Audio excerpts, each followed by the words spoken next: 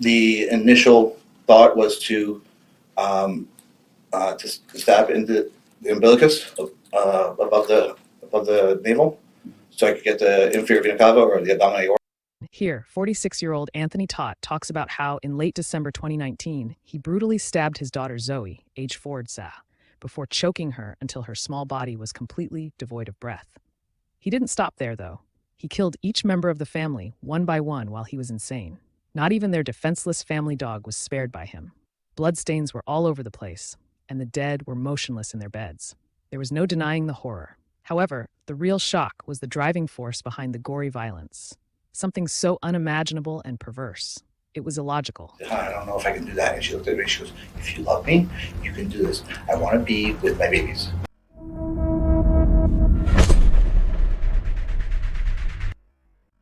When the terrible reality was revealed, the community was left in disbelief.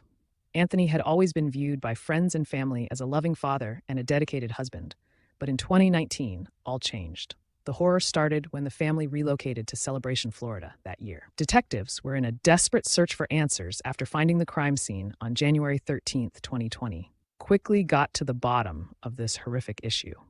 Anthony was taken in for questioning as soon as his medical evaluation was over. If it was something to do with some liver, kidneys, or something like that, enzymes or something. Benadryl overdose. Benadryl. Okay. How do you feel right now? Regarding health-wise, Yeah. I mean. I feel very sad and very upset that I'm still here and Yeah. Is there somewhere else you'd rather be? with my family on the other side. On the other side. Mhm. Okay. And you do know your wife and children are deceased. Yes, and that's where I want to be. That's where you want to be. Okay. Detectives imagined that Anthony would be going through emotional turmoil at this moment, but his unnatural calmness told a different story. So, to unravel the truth, detectives wasted no time in questioning him about that night. How we led up to where we're at right now. Okay. Okay. For a while, my wife had started. She began watching these videos, talking about the afterlife, talking about salvation, talking about how families go to so. Slow down a little bit right now. I'm just having a hard time keeping up with you too. I'm sorry. That's okay. And speak up. And in watching these videos and watching everything going on, she presented them to me, and I started watching them with kind of a uneasy, like, yeah, whatever. And the more and more we watched, the more and more I gained an understanding that there is more than this life here, Mhm. a higher level of consciousness. Mhm. And then we started researching, and then we started finding more about the world is coming to the end, the apocalyptic end, and that a family is going to be separated and enslaved, and to avoid this, to all go together. Okay. You mean die together? Die together. That's correct. Okay. Okay. So, because my wife's been chronically ill for a while, this really appealed to her, and because it appealed to me also, because she wouldn't be in any pain, family wouldn't be separated. Mhm. There would be no more sorrow, no more heartbreaking, no more anything. It would be a salvation and everlasting life. Okay. Mhm. So we kept doing our research, reading up things, meditating, and decided that, yeah, this should be a thing. This should be what we should do. Investigators thought Anthony would be experiencing emotional upheaval right now, but his unusual composure revealed otherwise. Detectives immediately began interviewing him about that night in order to uncover the truth. Seeing and hearing a grown man use his own illusions as a justification for eradicating his entire family and calling it a means of salvation is startling. We had sat down and talked with the boys and Zoe just on different things about, death and the way what would happen if mommy died, how would you feel, what happened when daddy died, what would you feel? And the consistent responses was that we don't want you to die, we want to die with you. Okay? So when did you guys start talking to the children about this? What month are we in? We're in January now. No, it was before Thanksgiving. Okay. Just to get a general understanding what they wanted to do and whatnot, and they didn't want to live without us. Okay, we didn't point blank say we're gonna die and, leave you behind, but, what would you do if mommy and daddy died and we don't want to live without you, we don't want to live without you. Okay. And in conversation with my wife, we didn't want to live without them either. We wanted to bring a whole family together and to make it transverse together. Mhm. Okay? So we were coming up with different things of how we could do this. We didn't know how we could do this, because we're not violent people. Okay, not violent people at all. The fact that this individual coerced and coerced his own children into accepting their fate and taking their own lives is even more horrifying. How a father could do such a terrible thing to his children was unthinkable. His remark revealed the unsettling degree of power he had over his family, even though the motivation was still unknown. Under their father's influence, the children felt they had no choice but to die with their parents, since they didn't want to live without them. Despite all of this, he continued to maintain that he was not violent. It's safe to assume that the claim was as twisted as the actual crime. What if we started reading different things, or something came on TV about cough medicine? Okay, so could they have some cough medicine that'll put them to sleep, like overdose of cough medicine, just put them to sleep, and advice peaceful death. Mhm. Okay, so my wife made a pudding pie, Jello pie, froze it, nothing happened. What was in the pie? What was in the pie? Sleep, ease, different things with drama, hydro, the stuff that puts you to sleep. You said you have a medical background, is that correct? I have a medical but not a chemical background. Not a chemical, okay. Yeah, I'm a physical therapist. Okay, so you don't have all the like terminology and all? No, I apologize. Does your wife? She's a physical therapist, no. Okay. We look it up and. Where did you guys look this, I was just fixing to ask, where did you guys do the research at? We went up and down the aisles of the Publix and asked the drug guy, I can't think of Pharmacist. Pharmacist, thank you. What's something good to put you to sleep, having trouble falling asleep? When did you guys start doing this research? That started research before Halloween. But I just intermittently trying to figure out what was going on, Okay. And we found out that the best drug to use was that it's the stuff in Benadryl.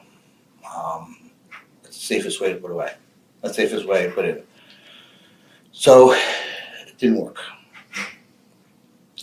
So we kept thinking, talking, and just researching different things.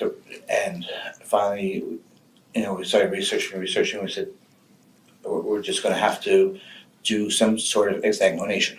Anthony's attitude demonstrated a troubling disconnection from reality, as he rationalized his behavior as though it had a greater good. His capacity for control and manipulation made it simple for him to conflate deceit with truth.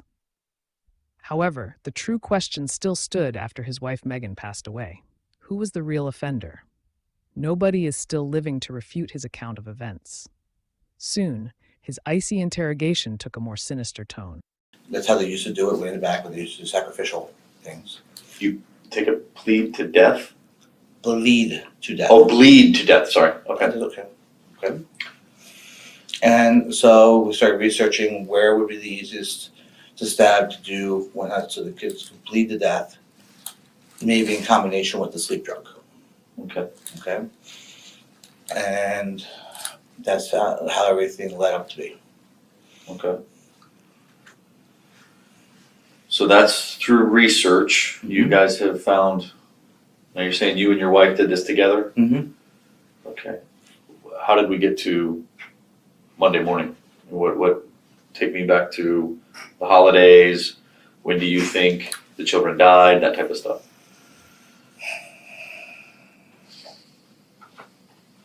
I'm still trying to remember when the children died. I can't put those pieces together. Yeah. I'm sorry. No, you're fine.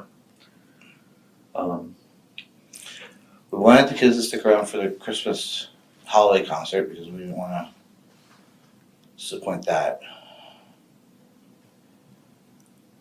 Did you guys celebrate Christmas Day? No, the kids are there before Christmas.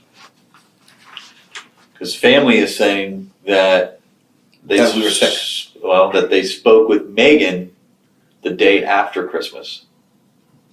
Was Megan alive the day after Christmas? No, she died right the day after the boys did. Right. I remember you saying that the other day. That's why. But I've made contact now with your family Mhm. and with Megan's family, and so Megan's family is 99% sure that looking back through cell phone records and stuff that they spoke with her, not text message. They spoke with her the day after Christmas, and she said the children were sick. No. Okay, so so you're adamant that they died before Christmas? Yes. Okay.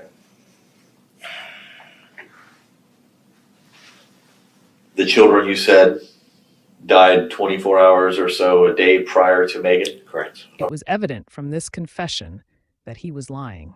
Anthony's sister had already called detectives several times to refute his statements. However, when his deception came to light, he started to divulge more and more horrifying information about that evening, beginning with the way he killed his daughter Zoe. How did this go down? Woke up at 11:30 at night. We set the alarm for 11:30 at night, and got up out of bed. And it was to Zoe first. Okay. Meg walked into the room, then she walked back into her room. Step by step. So you guys are sleeping in the master room, I'm assuming, Yes, my boyfriend, I guess, and the dog. and the puppy. Okay. Which boy was upstairs?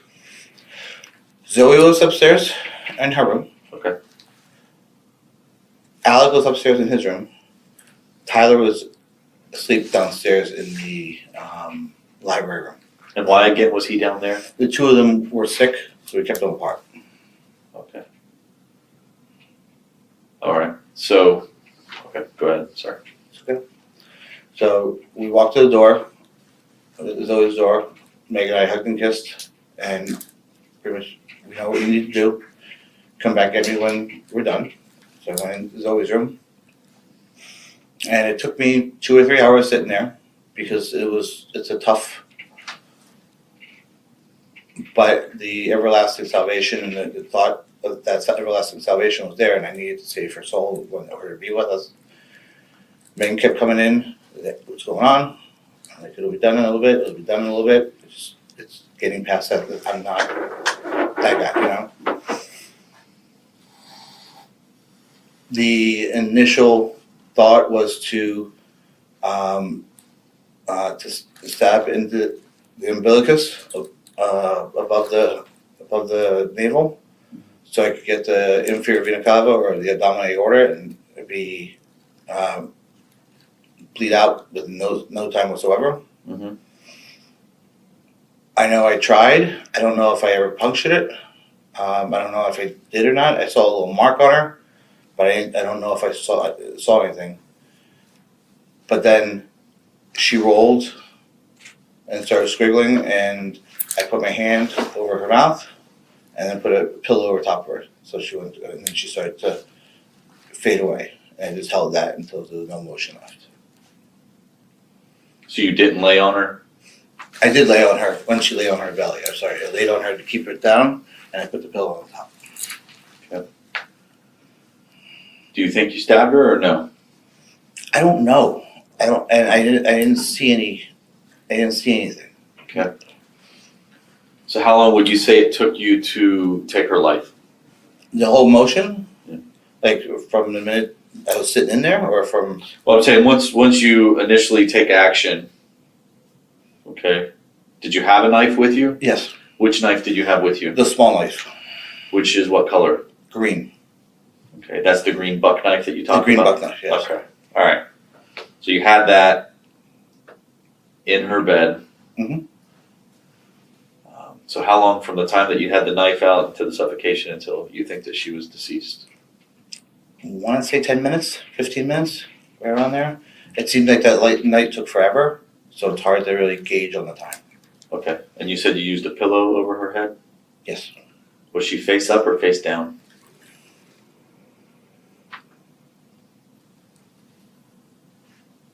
she kept moving.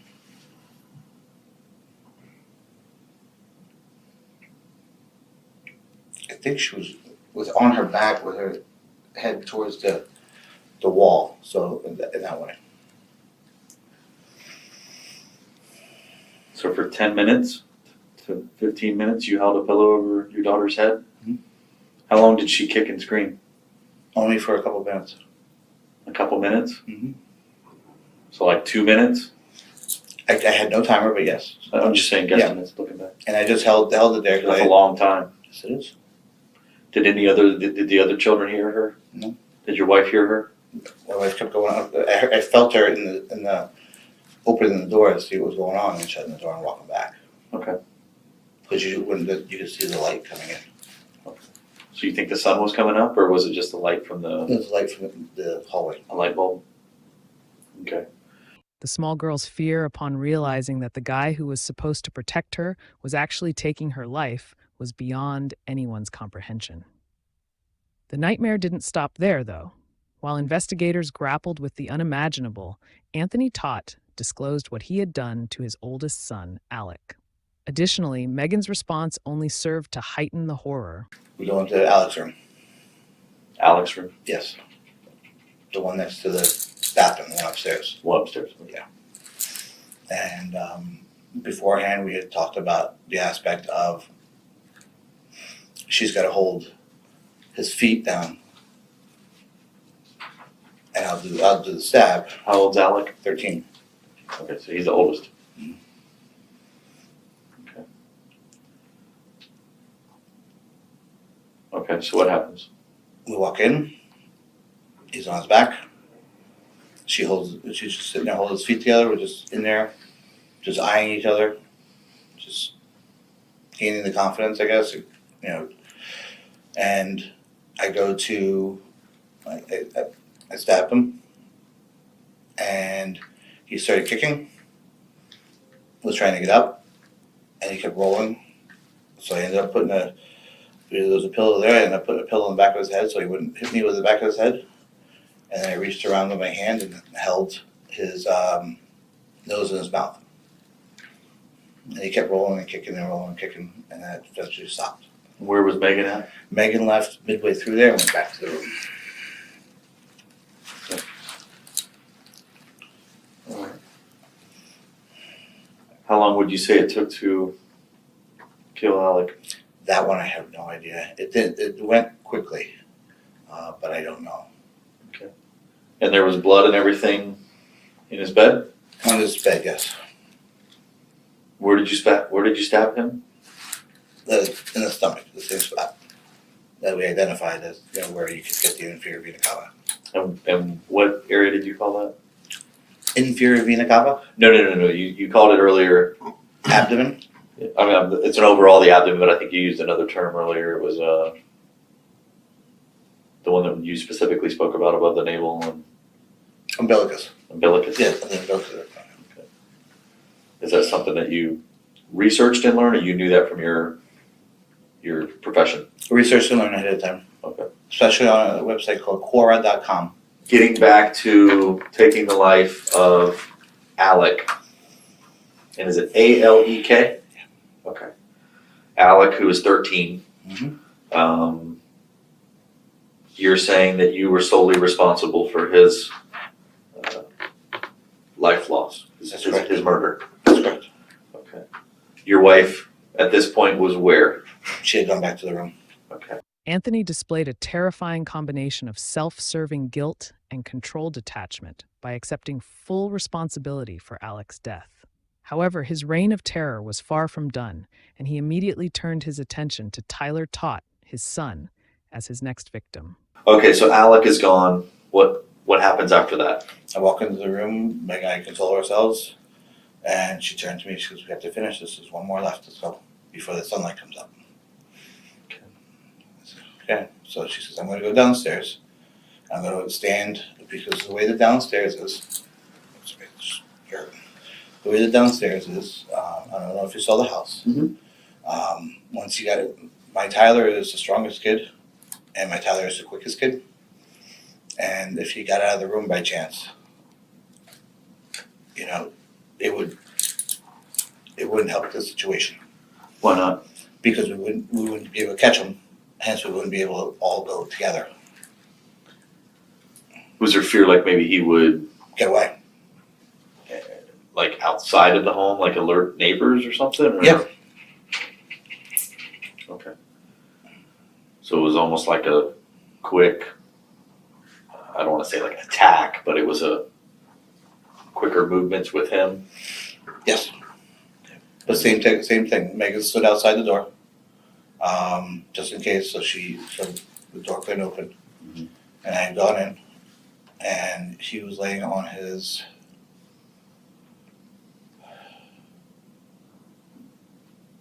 He was laying parallel. He was laying on his left side, and I was able to get in and get the knife right in there. I got it. It started bleeding quite a bit, but then being strong, he kept moving. So then again, I put a pillow on top of my hand, and he went really, really, really quick. So a lot of blood. I didn't see much blood because I had him covered up, like how much blood came out. I could feel the blood coming out because it was all over my hand, but it was bloody. And I'm sorry I didn't ask him. It With the boys, which knife did you use? was all the green knife for the kids, and The buck. they're both buck knives, but the green knife was for the kids, and the one Megan used to stab herself with. She also used the great one. Yes. Okay. Because we established the fact that I had to get a bigger knife for myself because my body mass is bigger to get the same thing. His terrifying admission was the only thing that revealed this man's actual savagery. His brutality didn't stop there either. In order to ensure that no life was spared in that house, he had even turned his insanity on the family's defenseless dog. So Tyler is killed. Who's in the room when he's killed? It's just me and Tyler. Megan is outside in the door. What is she saying during any of this? She's doing meditations. Was she drinking or consuming anything that would maybe Not at that point, no. bring her down? Because it's just a lot for a parent to go through. Yeah. I mean, it's a lot for a human being to go through, Mhm. let alone a parent. Okay. But we had salvation in mind. We had to grade it, and that's, in I all got you. honesty, we love our kids, and it's not. I got you. I understand. Okay. So now all the children are gone. How long until the sun comes up?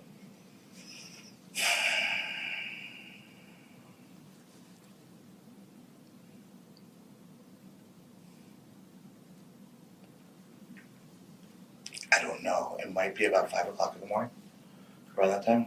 Was the sun coming up like part of a rule or anything like that? Because you mentioned it a couple times that Megan told you that you have to do this before the sun comes up.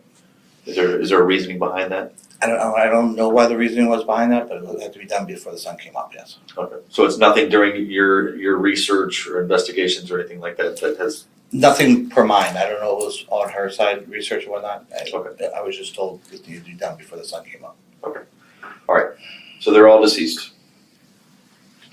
What do you guys do? Go up to the bedroom. Just started talking. How do we want to, the kids are dead. What do we want to do now? What's going on? What's our next step? What are we going to do? You mean this wasn't planned? It was planned, but it was like just the dog. Did she want to go first? Okay. Because there was some discussion of me going first and her staying last. Her going first. She wasn't sure which one she wanted to do. So we decided that the dog. We wanted the dog with us. Mhm. So she held the backside of the dog down, and I put the I call them Mexican blankets. They're like these blankets around, and then I was able to hold the knot in her snout and her nose closed, and she went peacefully. Picked her up, put her in her bed, and then Meg was like, "I want to go next. I want to be done," and then whatnot. So you just suffocated the dog? Yep. So if there was any type of marks or anything like that on the dog, you wouldn't know anything about it? What kind of marks were on the dog? I just suffocated the dog. You didn't stab the dog? I didn't stab the dog. Was there a stab wound on the dog? That's interesting, because I didn't stab the dog. Well, there was a stab wound on the dog. Okay, The dog was collected as well. So. I don't know. Okay. I doubt, I mean, it's neither here nor there. I'm just telling you No. that that's one of the discrepancies that I've noticed in the statements. Okay. All right. So you kill the dog. And then you say you like put it in its bed or something like Yeah, that. the Where bed did you place it in? the bed, we wrapped it in the blanket, whatnot, and put it underneath the bedside table, in her bed. Her. Okay. What was her name? Breezy. Breezy. Okay. Did you I'm sorry. Where did you kill the dog at? It was on the foot of the bed on Megan's side. In the master room. That's correct. And that was the final resting spot was in the master bedroom, correct? Correct. All right. So the dog's dead. Mhm. Now what happens? Meg wanted to go. Okay. So we had decided, I said, what do you want me to get? You wine? What do you want to help calm this down? So it won't hurt as much. We had some spray stuff, and so she could use that instead. So she wanted some wine and some, it's purple, Tylenol PM. She started taking that a little bit. Gave her the knife. I laid next to her and she put the knife into her stomach. Okay. And I said, did you get the spot? It's right here. She said, yeah, I feel it. Okay. We're laying there for 45 minutes. It's supposed to take about 10 minutes, what everybody says. If you hit the spot. And what is in that spot? What are you talking about? The What inferior spot? vena cava. Okay. On the umbilicus. You're supposed to be able to bleed out. They say in 1 to 4 minutes, but under 10 minutes. And what are you specifically targeting within that area? The inferior vena cava. Okay. It's the big blood return. Okay. Okay. It's a large vessel and you bleed out in your abdomen. It's just quick. All right. Okay. How much did she consume? Wine or the? I'm assuming is it grape flavored? You keep saying Those- purple. Yeah, the first one was grape flavored. What do you mean first one? She had a glass of wine with the stuff. Mm. Okay. We were laying there for about 45 minutes after she stabbed herself. She says, I feel nothing happening. Nothing happening. I said, okay, this is good. What do you want to do? She said, do we have any Benadryl? I said, we have liquid Benadryl. She goes, let me have that. Let me try some of that. Maybe that'll put me to sleep or let me go sooner. Mhm. So she was drinking liquid Benadryl. And I was checking back on her, give her some peace. Walked around, came back, walked around, came back. And at one point I thought she had passed from doing the Benadryl. Nope, she was still there. And she had sat up. What makes you think she passed? She was very quiet. There was no motion. I couldn't see her abdomen going up and down. This is from afar without even me going up to see her. Okay. Was her eyes open? Eyes were closed. She communicating with you? When I came up, I was like, Meg? She was like, I'm here. I said, okay. And so I said, what do you want to do? You want to try more Benadryl? Do you want the knife back again? What do you want to do? And she goes, let me try some more Benadryl. And then if not, we'll do a second stab. Okay. Give her a bunch more Benadryl. Like I said, let that settle in for a while. Settle in. When you say a bunch more, you get about approximate amount? I really don't. I know she was.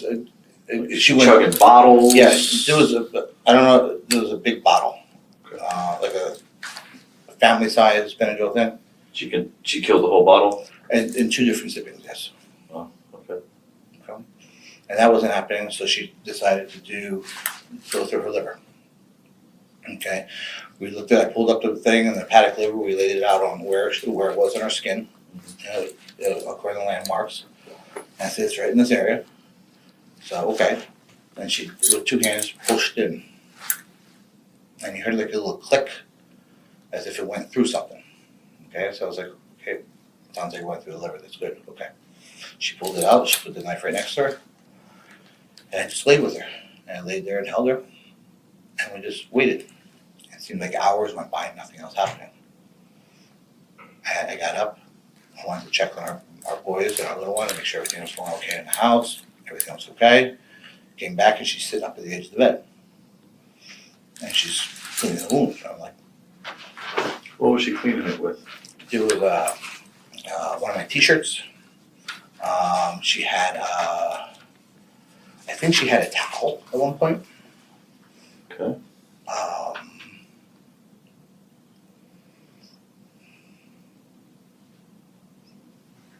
But she was definitely, I can't, but she was up, she was washing it, rinsing it at one point. And she was like, this has gotta be done, this is even too long, this is ridiculous. I'm like, shall we go on, look at different other aspects to do this? How do you want to do this? She goes, I want this ended now. What does that mean? She goes, I want you to take the pillowcase, put a pillow, and put it over my head. I said, I don't know if I can do that. And she looked at me, she goes, if you love me, you can do this. I want to be with my babies. And so, yeah, and she just looked at me and she goes, you're strong enough, you can do it. Okay. So I said, why don't you take some more Benadryl, so at least you're not going to fight me, and I'll do it. So she goes, whatever. She took some more Benadryl, and maybe about 15 minutes later, I came back in the room. I said, you still want to do this? And she talked to me like that, very far out. Yeah, get it done. Only 5.2 million of the 700 billion DNA data pieces found by forensic investigation could be linked to Anthony. The majority belonged to Megan. Lethal quantities of dihydramine, a sedative antihistamine that depresses the central nervous system and causes profound sleepiness, muscle weakness, and elation, were found in her system, according to toxicology results, leaving her utterly helpless prior to the lethal stab wounds. No indication of a battle was present, no opportunity to defend yourself. Only one of them left, despite their claims of a mutual contract. Go on, proceed, sir. It's okay. So then it came to me, and Meg had asked that I wait a day or two to make sure everybody passed, make sure the house was all set and that kind of stuff, and come.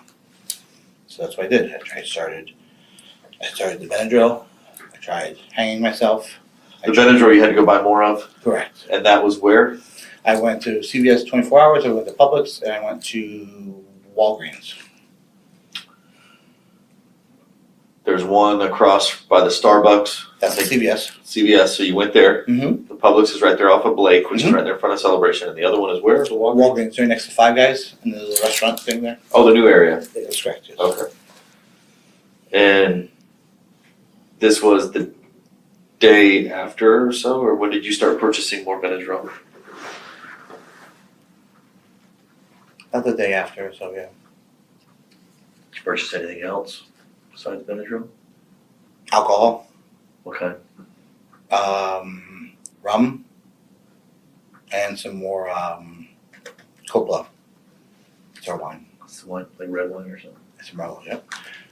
Okay. And I also thought that it might be easier. See, I'm not much about guns in the house, but was reading on Quora that you could kill yourself with a pellet gun. Pellet gun? That's what I was reading. It hurt. Where'd you shoot yourself? In the liver and the heart. I have 2 wounds. The liver and the heart. The liver the first time. It bled quite a bit. Didn't do anything, but I woke up later on. And We'll have you check that out, but we'll photograph it later. Is the mark still there? I haven't looked at it. I'm assuming Check it it's out. been forever. Okay. That was the last one. I tried the razor blade to the radial artery, which I told you I hit, but I didn't do it well in the, I didn't do it in the tub, so it dried up. Zip tie around the neck. The only thing that did was irritate my glottis. I couldn't get down the carotid artery because my neck is too big. So I tried to substitute that in with the towels with pressure points around the carotid arteries. I tried to set up hanging over the edge of the beds. Was trying to figure out how to go through and fall on the knife in the right direction to get it upward up into my below my xiphoid to get my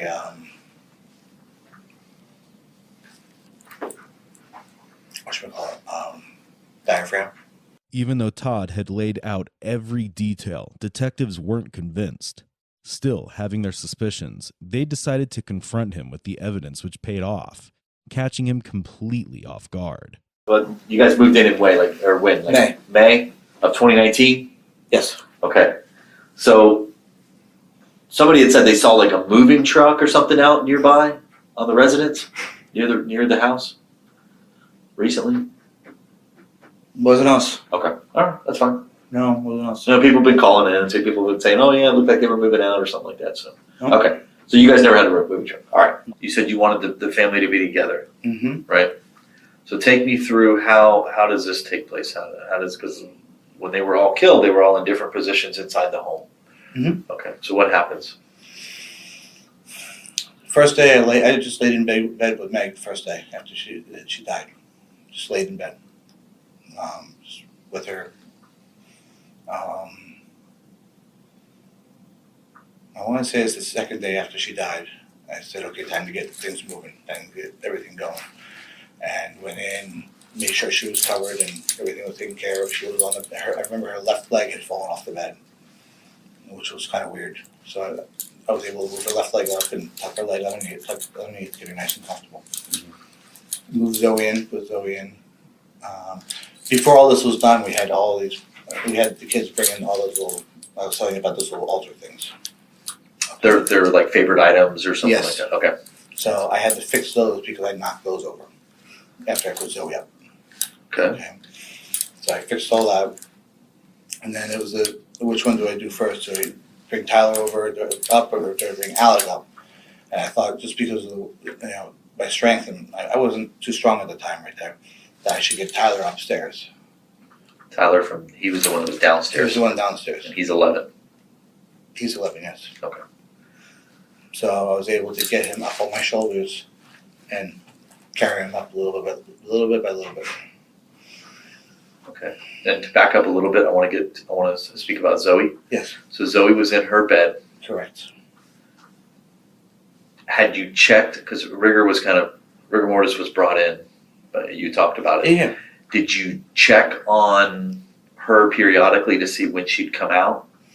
I hadn't checked on her periodically. I just knew she was in rigor. Just because I went to position her. So in my mind, she had to stay warm. Okay. And her arms were outside, so I went to put her arms down to make her nice and comfortable. And I couldn't move her arms, and I was like, okay, she's still in rigor. So I brought the blanket above her just so that she would be warm until I was able to reposition her. And when you say reposition her, when you're doing all this, is this still while she's in her bed, or had you already moved her to your bed? But she was still in her bed. Still in her bed? Yes. Okay. So when she's movable Yes. and under the blankets and everything, at that point is when you moved her to be in bed with Megan? Correct. I undid the fitted sheet. Mhm. I scrunched it together and carried her in my arms, laid her flat, made sure her head was comfortable on the pillow, and let her to sleep there. Then I had to pick up everything I knocked over. Okay. And her head, because I understand that she was at the foot of the bed, That's correct. right? So she's laying like this, left to right, Meg's laying like this. Is her head towards Megan's side of the bed or your side of the bed? The head is towards my side of the bed. Okay. Her feet are towards. And you slept, if you're looking at the bed, on the left side of the bed, Megan slept on the right side of the bed? Yes. So her head's on your side, left side of the bed, Mhm. positioned feet towards Megan. Correct. All right, wrapped up in a blanket. Correct. Okay. So Tyler's next. Mhm. Tyler is downstairs. Correct. You said that you were able to get him eventually upstairs to the Mhm. room. So how do you do him? What happens? I moved his mattress from his bedroom because he wasn't on his mattress. Okay. Moved his mattress from his bedroom and put it on the floor. His bedroom upstairs? Correct. Okay. And pick him up and just carry him up at a time. His items or trinkets or whatever you called them were already in your bedroom? Mhm. And what specifically did he want to bring with him? He wanted the scarf, the soccer scarf. Soccer scarf? Yep. And what team was that from? That was from the Team USA versus Canada game that we went to a couple weeks prior. Team USA. Okay. Did you position that on his body? No, I positioned it on the toy box itself. On the toy box. Mhm. All right. You said something about your daughter's hands. What did you put in her hands? A set of rosaries, I think. Set of rosaries? Mhm.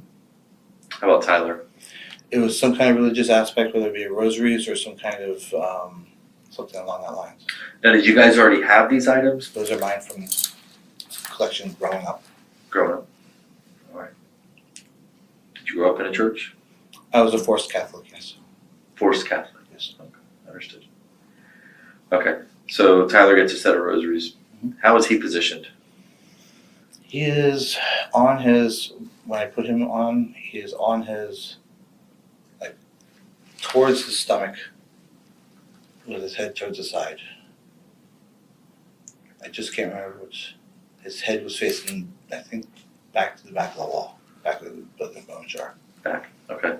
Is he on his face? Is he on his side? How's his face? He's on his side, half of his face is like, it's more so like right here. Okay. All right. And then that leaves, Alec. so take me through that. That one was tough because I had to get the mattress out from underneath him because I couldn't drag him on the mattress. So I took the blanket, his comforter blanket, put it on the ground, and we moved him to the ground. Then moved the mattress into the room, How did you move him to the ground? What do you mean? picked him up, and put him on top of the comforter that was on his bed. I put the comforter on the ground so he wouldn't be laying on the rug. Put that on the ground, put him on the ground, brought the mattress into the room, made sure the mattress was set, and then put him on the. Did you have to like drag him by the comforter, or did you pick him up, or how does this work? I moved the sheet and I put the comforter on the bed, then I took the sheet, picked the sheet up with him and put it onto the blanket, the comforter. Comforter. Moved the bare mattress into the room, Mhm. then was able to pick him up and take him. I was adamant, I did not want to drag him, he was my son, I did not want to drag him. So I picked him up the best I could, a little steps at a time I got him through. So you carried him. Carried all the children. Detectives were not persuaded, despite Todt having provided all the information. They chose to confront him with the facts because they were still suspicious, and it worked, taking him completely by surprise. Anthony Todt was more than a haphazard murderer. He had a plan. The question of whether or not this crime was premeditated was raised by his choice to put everyone in one room. In a perverted moral sense, he respected his son even after confessing to murder. Why spend weeks living with his family's bodies if he genuinely intended to be with them again in the afterlife? Anthony Todt, who was drowning in debt, facing eviction, and being investigated by the federal government for fraud, saw no way out. Many people think he had a calling for himself and his family, but was unable to carry it out. Instead, he was the only one left. Detectives were now interested in the specifics of what they had entered on. I don't remember that morning really, like how things matriculated. I just remember I pounded the door. And just hours before, I'd already fallen down those stairs once before. So Why is that? my legs gave out, probably because I was so OD'd on Benadryl or dehydrated. I was peeing brown. So it was probably just so dehydrated or so whatever. Okay. But I don't know exactly how I got. Like I said, I remember hearing the door knock. So it was this fast knock. I was like, okay, so I came downstairs. And for something was telling me somebody was coming, and I did not know what the whole deal was. The night before, I remember feeling like the house was being surveillanced. And I was seeing all these red and green dots and Oh yeah, never. things. I don't know if it was, I don't know what the cause of it was. Okay. But I came downstairs and I opened the door and no one was there after the knocking because it took me a while to get down there. That was the night before? No, that was that morning. Oh, the morning. Yeah. And after that, I don't have much of a recollection of, except a bunch of guys coming in. I don't remember. Okay. I don't know why I was sitting out on the front porch. Yeah, I guess you were seen out on the front porch and then they went and made contact with you inside or something. And then I also remember seeing Megan out there talking to you guys, which wasn't true. No. No, I know, but I'm just telling you what, it's like, so I don't, that's why I don't quite. But now that it's been a couple of days, you've probably got a better recollection of what's. what transpired that morning? I don't have too much of a recollection that morning, honestly. Well, I mean, looking back, I mean, I can tell you now she's deceased. No, I know. So we know she wasn't talking. Correct, yeah. So do you remember when they come in the house, Mm-hmm. do you remember what you told them? No. Okay.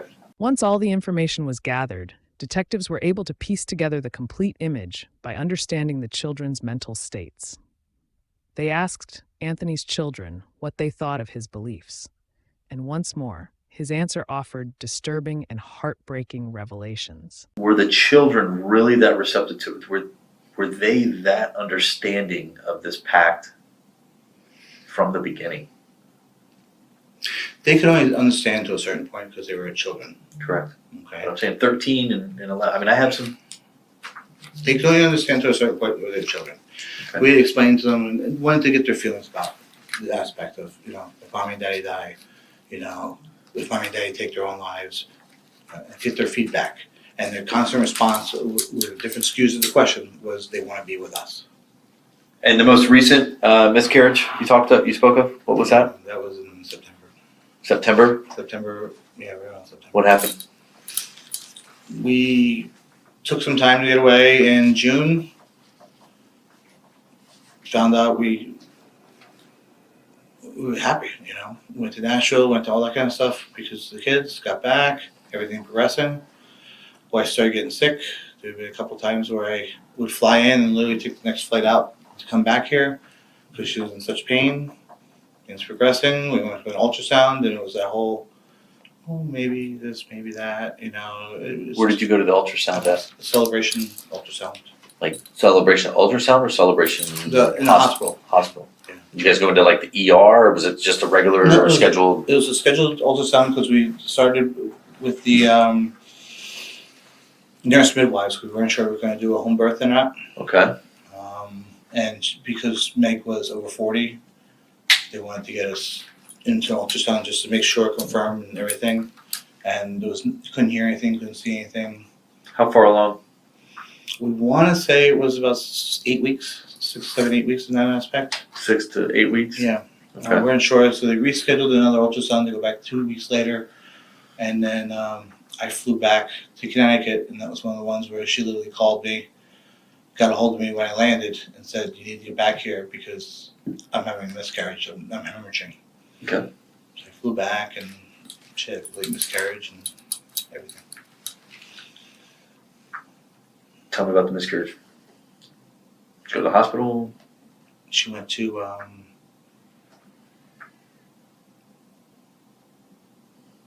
her nurse midwife, sorry. Nurse midwife, where at? I'm trying to remember.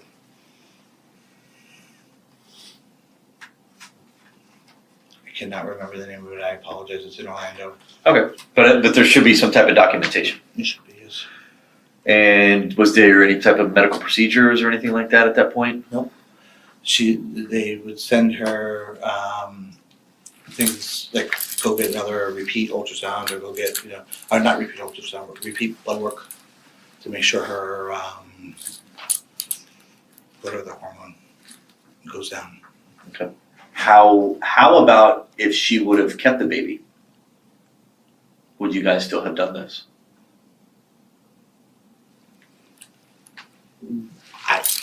This was what's supposed to happen. I'm just saying between me and you, because it seems like when you speak about the miscarriage and stuff, that seems like it's a trigger, like it's a stressor. It's triggered depression. Yeah, absolutely. So do you think, and we can speculate, I don't know, I mean, what's done is done. Do you think that if she was going to have, because you said you were joyous, you were happy, Mm-hmm. do you think that maybe that would have changed something if she were to keep the baby? With the knowledge that we had, that this needed to be done then, this still would have happened. Okay, your beliefs are your beliefs. Beliefs are beliefs. Yes. Okay. As terrifying as the crime itself was Anthony Todt's confession, investigators noticed no regret on his face, as though he thought it was all predestined. They tried a fresh strategy in the hopes of evoking even the smallest hint of emotion in a last-ditch effort to penetrate his icy facade. They love you. They don't understand everything that took place. They are angry, they're hurt, but they're going to hold on to the memories and everything that they've had. And they want to remember the brother before all of this, okay? So they looked up to you and they admired and everything for you. Is there any messages or anything like that that you want me to relay to them? Because I will speak with them today. Just tell them that I love them, but this was done, a decision our family made to do. You're going to be judged by society on certain things that you've done and a lot of stuff, and whether you care or not, that's up to you. Even by your own family. That's fine. They don't need to understand everything we do. Correct. Megan and I were on the same page. We knew what we needed to do. We did it. Okay. That sounds snarky. I'm sorry. You're fine, dude. Listen, you're one of the most polite guys I've had in here. I can tell you that. One thing. Yeah, go ahead. The other day you said that you don't tell everybody, family or friends, your beliefs and all that. Why is that? Because we get judged. You get judged how? We get certain things like, for example, I'm trying not to. Oh, remember being recorded right this second? Yeah. Yeah. Okay. Everything we've said has been recorded. No. I just want you to know that. Will the family hear this? What family? My family. Yeah. They'll hear this. Okay. Okay. So no names then. We were moving up, looking at houses, and granted, we have different tastes in houses, different tastes in decorations. This says something. It's always a la must be nice, that kind of stuff, and always kind of belittled that way. So no matter what we believe in, people, they just don't understand why we go organic, why we go gluten free, why we do this, why, and it's always judged. So we just stop telling everybody. Okay. I know we're talking food, we're talking with our own beliefs, even the fact that we follow a very non-traditional Catholic religion, we're still judged. We're judged no matter what we do, So we don't tell people anything. Well, that's your beliefs, and you can stick by them. And Yeah, I like I know. said, I respect that. Anthony was doing more than simply dodging the law. He was drowning in his dread of failing while evading criticism by posing as a loving father. Instead of asking for assistance, he distanced himself from the outside world. His flight, however, was more than just evasion. Something much more unsettling was involved. He decided to erase it rather than confront his deceit. For him, getting rid of his family meant getting rid of his guilt. To make sure nothing was overlooked, police forced him to reenact the events one final time. Later, when they thought back on his deeds, his brothers found it difficult to understand how the man they knew could have committed such atrocities. The detectives were now interested in hearing that tale once more to make sure nothing had changed. Remind me which boy died first. Alec, upstairs. Alec upstairs. He is 13. Correct. Laying in bed. Mm-hmm. You have the green knife. Correct. Do you have to, in almost an attack fashion or whatever you want to call it? I mean, I'm sure if he's awakened, as my children would be, they would say something or they would, see me. Did you have to close his mouth at that point to keep him from preventing? Nope. The way he was positioned, the blankets were on top of him and the stomach was totally exposed. I don't remember if he was wearing a shirt or not, but his stomach was totally exposed. And for some reason, he had pillows blocked up on his chest, Okay. the way he was sleeping. So I put my hand on top of the pillows with my left hand, my right hand stabbed. Pulled it out, and then he jerked, and the knife went flying underneath the square headboard thing, Square headboard thing. their bookcase thing. Okay. He started swearing and kicking the wall and that kind of stuff, and that's when I was able to get Was your left hand physically on his face? my left hand at that time was on the pillows that were on his chest. Okay. So was his face exposed? Could you see him? If I looked up a little bit, yes. Okay. So how many times does the knife thrust into him? Once. Once. And I can't remember which boy suffered greater injuries. Do you remember? As far as marked wounds, stab Both wounds. had one wound each. Well, one was greater than the other because one was more exposed than the other. Oh, okay. So almost as if it was maybe a slicing fashion or something like No, that. both of them were like this. How were you holding the knife? Like downward? Downward, yeah. Okay. And so you went in like this? Mm-hmm. You wouldn't go in like this? Not with Alec, it was like this, 'cause I was laying like this side. You were like this, you had his arm over the pillow and his Yes, stomach's here, his head's here, feet are over here. yes, Okay. come right-handed. Right-handed. Your wife was right-handed. I was, yes. Okay. And Tyler, Mhm. what happened there? I lay next on top of him, and I came with him. I don't remember how I held the knife on that one, to be honest with you. I was able to get it in the stomach. I pulled it out, and in the midst of him kicking, the knife went behind the sofa, in between the sofa thing.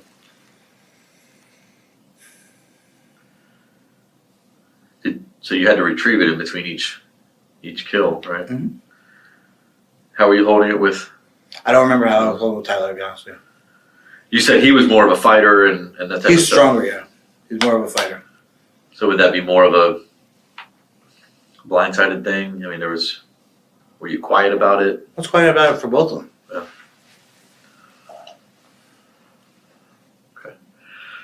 Well, I mean, that's going to be some of the major discrepancies just between that. I mean, you're saying that was first before the killing or before the death, and the doctor's going to say something else. But other than that, you take full. You take full responsibility once it's done. Okay. If I could commit suicide right now, I would. Okay. Well, we're not going to let you do that.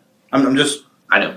I've made that very clear to everyone that I've spoken with that you do not want to be here. There are indications of a darker side to Anani's confessions, which raise the possibility that he experienced significant trauma at a young age. Investigators persisted in their efforts to learn more about the factors that might have influenced the criminal. The beat of the different drummer and all that type of stuff. And was it? It's been transitional for a while. Yeah.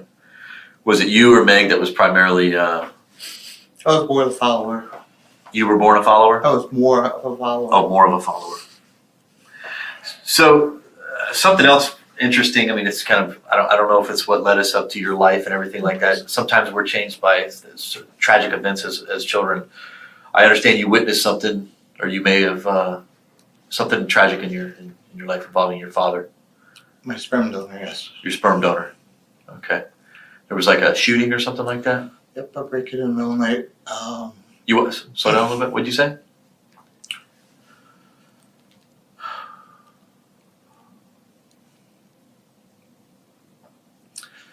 When we lived in Pennsylvania, my sperm donor had hired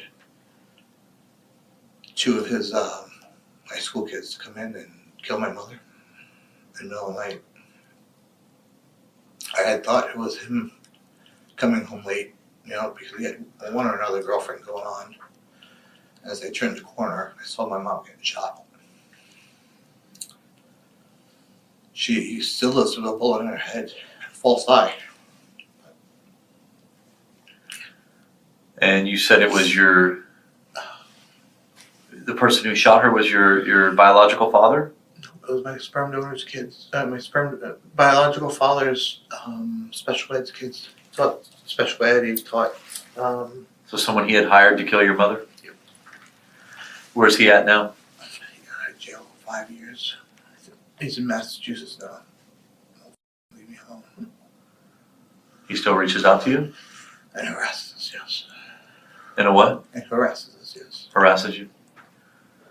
Did any of that lead you down the path that you've chosen in life? No? Other than the fact I want to become a physical therapist because that's what helped my mother. Really? Yeah. And your mother's still alive? Yep. You said you're obviously close with her. Yeah. Is there any message you want me to relay to her right now? Just tell her I love her. Anani's allegations of past assault raise the possibility that his mind may be explained by deeply ingrained trauma. In his situation, abuse is merely an excuse, even though it can make it difficult to distinguish between victim and perpetrator. Even while we can understand his background, it doesn't excuse his actions. This was not the outcome of a traumatic past. Deliberately choosing to ruin everything instead of confronting his shortcomings was a determined decision. You're not with your family right now. So you are going to be charged with their murders. You understand that? fine. Okay. So, I mean, it's a formality that we have to take part in, okay? I know you may see things differently. No, I understand this. Okay. This I mean, law- you were a law-abiding citizen up until this point, correct? I mean, from what I've heard, you've never, I mean, other than the little investigation that you had going on last year with the feds up there in wherever, Connecticut, you didn't have a violent. No, this was a decision to. Detectives believed they had finally uncovered the horrific tragedy within the Todt household after his horrifying confessions. However, a fresh discovery sent the inquiry in a totally another route, just as they thought they had the case solved. I want you to know a couple of things. And I absolutely loved, honored, and obeyed Megan through everything. Because when things will come out, you should talk about it right now. Realize that, okay?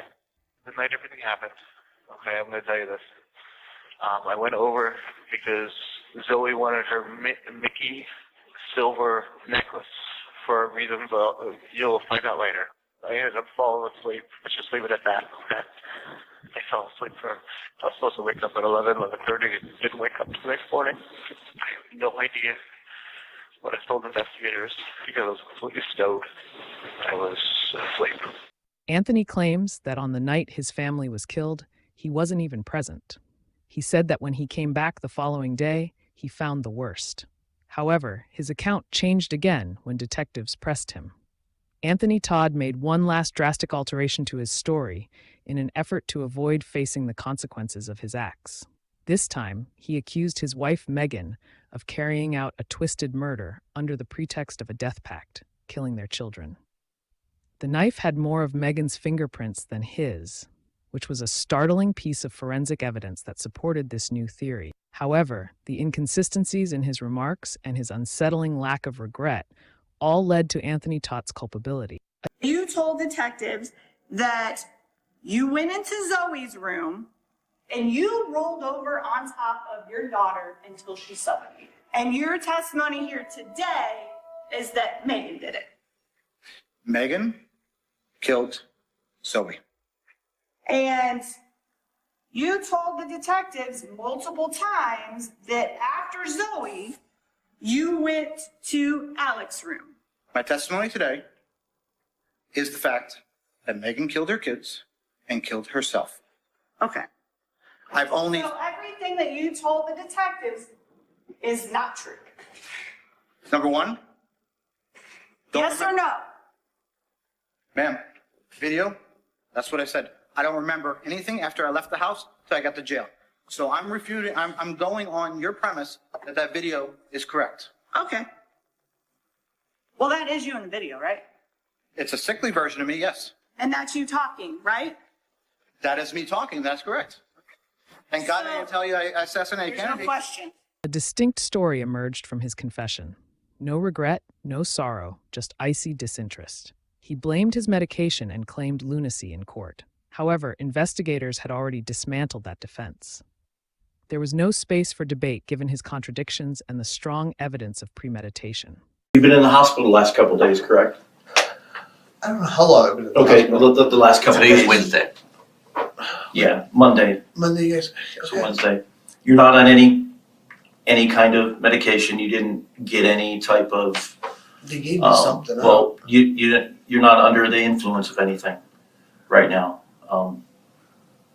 You didn't take anything while you're in the hospital that would alter your mind Oh, or no. your thought process No. or. They gave me something. Other than not knowing the day of the week, you know where you're at, right? Yes. Yeah. Okay. You're at the Osceola County Sheriff's Office and everything like that. And, Okay. Well, I know. Yeah, It's okay. just, you know. all right. I just don't want it to go back and say, oh, I didn't know what the hell I was saying. I'm of sound mind, and No, that it's is. sound mind. I'm Okay. here. I did it. Yeah. This is over with. There you go. Only one witness, Anthony Todt, was summoned by the defense during his trial in April 2022. He gave strange, rambling, and dispassionate testimony. One thing was evident from the meticulously planned crime, the well-managed cover-up, and the days he spent at the crime site. This was not a crazy moment. This was a cold-blooded, well-planned murder. Anthony was stuck in his contradictions after making innumerable attempts to claim his innocence. Although the jurors was able to see through his contradictory testimony, one question pervaded the whole trial. Why did he spend days in that house among his wife's and kids' bodies if it is presumed that he was genuinely innocent? And why had he failed so miserably if he had looked into ways to end his own life? His desperation, not his words, contained the solutions. The evidence revealed a terrifying truth. Anthony Todt had created a fantasy world to support the unimaginable. Every information was twisted by his mind to support his fictitious story. The defendant will please rise. Madam Clerk, if you would please publish the verdict. Verdict as to count 1. We, the jury, find the defendant guilty of first-degree murder as charged in the indictment. Verdict as to count 2, count 3, count 4, guilty. Verdict as to count 5.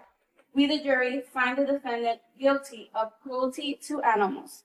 Anthony Todt was found guilty on all counts of first-degree murder in April 2022 for the deaths of his wife, 3 children, and the family dog. The jury decided that the killings were premeditated and rejected his defense. His destiny was sealed in May 2022 when he was given a life sentence without the chance of parole for the heinous atrocities he had done. The story of Anthony Todt is one of those unsettling tales that raises more questions than it does answers. Did he really have apocalyptic ideas, or was it just a way to avoid accountability? His activities appeared to be motivated more by narcissism and control desperation than by any true doomsday belief.